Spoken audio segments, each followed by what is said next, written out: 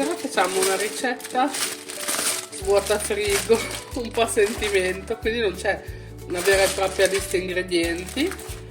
Mettiamo una carta forno inumidita a proteggere la nostra teglia tonda circolare, inumidita perché così riusciamo ad appetirla un pochino sul fondo. Un bel giro di olio extravergine d'oliva, un bel po', poi mettiamo sempre sul fondo dell'aceto balsamico, aceto balsamico sul fondo, poi sempre sul fondo mettiamo una spolverata di grattugiato fresco di parmigiano reggiano, quello che avete comodo in cucina essendo svuota frigo. Ora cominciamo ad affettare le nostre carote.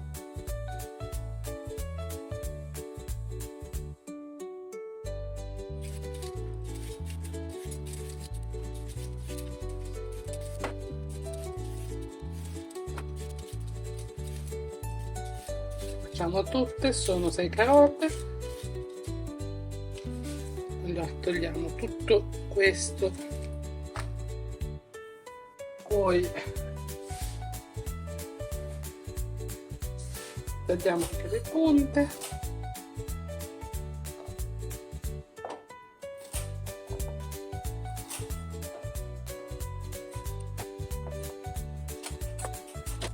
poi adesso rileviamo qui in fondo con l'antibatterico,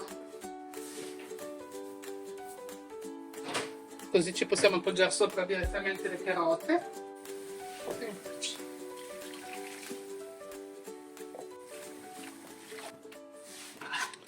E poi cominciamo ad affettare sempre col pelapatate. Lasciamo qua.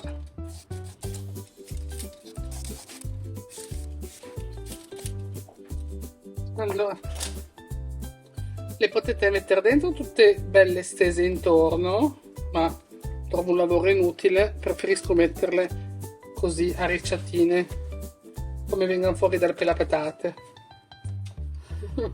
Anche perché così le utilizziamo anche le parti più sottili. Visto cosa faccio? Vuoi il cuoricino della carota? Sarebbe? Il centro? Ah sì, sì. Solito. Sarebbe? Sì, vero. Ma il cuore? Sì, devi finire la tematica però, tanto... Che qua finisce prima la torta di te. Si mangia il cielo? Certo. Ti va?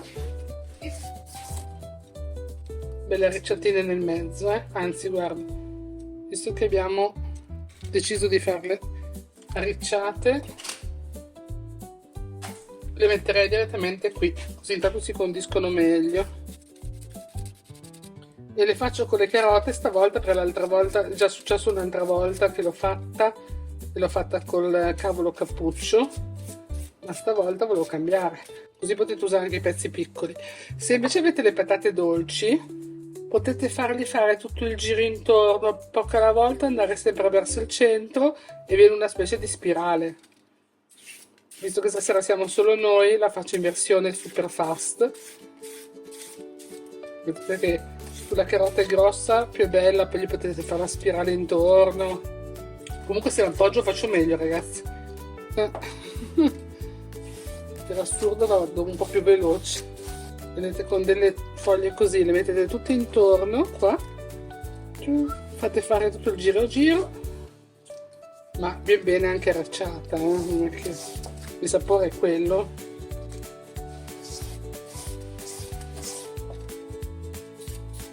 Tanto dopo ci sarà il parmigiano che fa in modo che sia tutta insieme, l'amalgama per bene tutta attaccata, e vengono fuori delle belle fettine.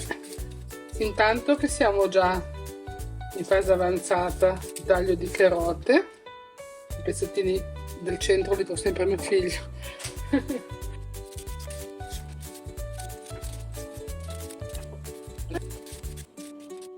Mettete sempre in sicurezza le mani, mi raccomando. Che io sono brava a predicare, ma pessima a fare le cose. Mi taglio sempre qualcosa. Ormai ho le mani d'amianto. Non sento più niente. Ultima. Ci sono un bel po' di carote, 6 carotine. Se volete potete fare anche un misto di verdura con quello che avete in frigo, meglio ancora se ci volete mettere una cipolla intera. Non l'ho messa perché ho il marito che non sta benissimo di pancia, quindi la cipolla questo giro non la mettiamo, però ci sta veramente bene. Con l'aceto balsamico poi è fantastico. Ok, allora, qui c'è un bel po' di carotine. Adesso saliamo, rimettiamo il nostro giro d'olio e di aceto balsamico, prima l'aceto, olio. Ecco. E facciamo un altro giro di grana.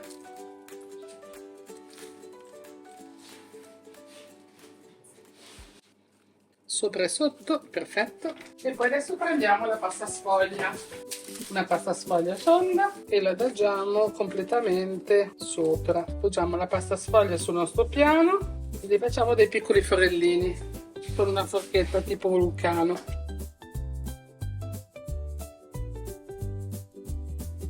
Ora prendiamo giù il nostro impasto, lo liberiamo dalla carta forno, questo deve stare interno, e ci giriamo sopra la pasta sfoglia, così.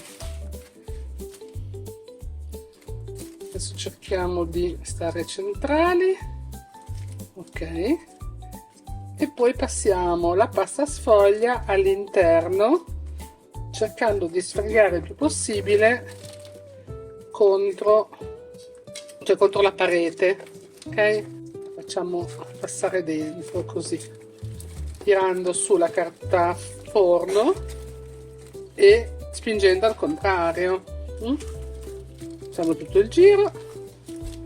Se volete farla più ricca ci potete mettere anche del formaggio oltre al parmigiano. Io ho messo solo del parmigiano reggiano, ma potete mettere, ovviamente cerchiamo di dargli la forma tonda, potete mettere della scamorza, provola affumicata, o anche del formaggio morbido che poi solidifica un po' in forno, tipo formaggio di capra. Ecco qua, adesso abbiamo dato una forma un po' tondeggiante.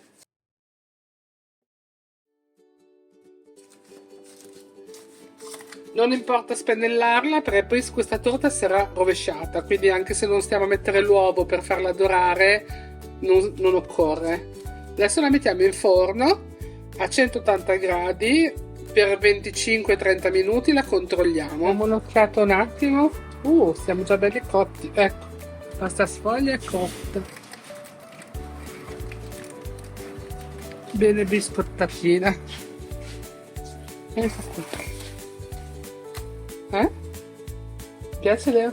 Molto. Molto. Fa venire fame. Sì, ma adesso deve raffreddare un pochino, la facciamo riposare un attimo. Adesso la giriamo un attimino così, senza bruciarci, cerchiamo a girare, questo brucia parecchio.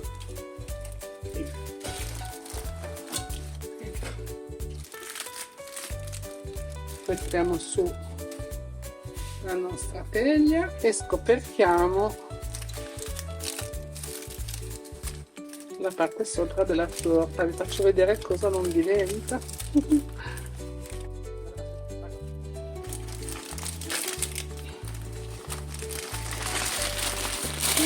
Ti piace? È bella? Carina. Bella? Perché questo non è bruciato, questo qua è l'aceto balsamico. Andiamo. La rubo tutto io. Dai. Adesso chiamo anche papà a mangiare. Ok.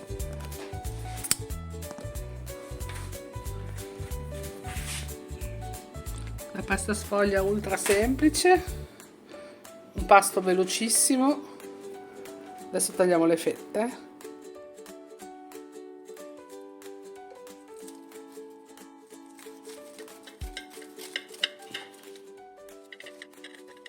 Con delicatezza tagliate la fetta.